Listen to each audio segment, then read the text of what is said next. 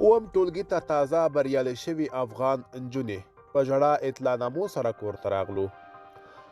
په افغانستان کې له شپږم اووم ټولګي ته تازه بریالۍ شوې نجونې وایي خفه دي چې د دوی پر مخ هم نور د ښوونځیو ورونه تړلي دي او دوی به هم د نورو نجونو غوندې پر کور کېنول شي. له هغې راهیسې چې د طالبانو حکومت له اووم نه تر 12 ټولګي د نجونو ښوونځي بند کړي، اوس په زرګونه هغه نورې زده کوونکي هم په ورته برخلیک اخته شي چې سږنیو کلنیو ازموینو له شپږم ټولګي اووم ته بریالي شوي دي. د دوی میندې او پلرونه وایي له مجبورۍ خپلو لوڼو ته ډاډ ورکوي چې ښایي د طالبانو حکومت خپله پرېکړه بدله کړي، خو د شاوخوا یو نیم کال په اوښتو لا داسې څه نښې نه ښکاري.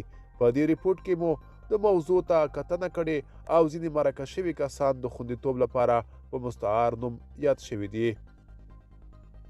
هسې مو امتحان ورکړ، سوالونه به مو نه حل کول چې ناکامه شوی وای بیرته به په شپږم کې ناستې وای، نور خو مو مکتب ته نه پرېږدي. د کابل کې د سید نور محمد شاه مینې د نجونې لیسې زده کوونکي هیلې خبرې دي چې تازه په کلنیو ازموینو کې له شپږم ټولګي اووم ته اول نمره ور بریالۍ شوې ده، خو د بری پر ځای د ناکامۍ ارمان ځکه کوي چې وایي له اووم نه تر 12 د طالبانو حکومت د نجونو پر مخ ښوونځي تړلي دي او دا به هم د هغوی په څیر له یوه نامعلوم برخلیک سره مخ شي.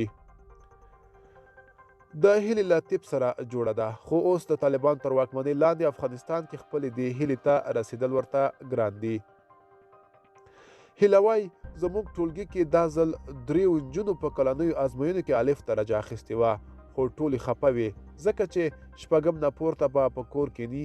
اطلاعنامې یې چې راکړې نو خدای پاماني مو ورسره وکړه لکه فارغ شوي چې یو وایو په ژړا خپلو کورنیو ته راغلو.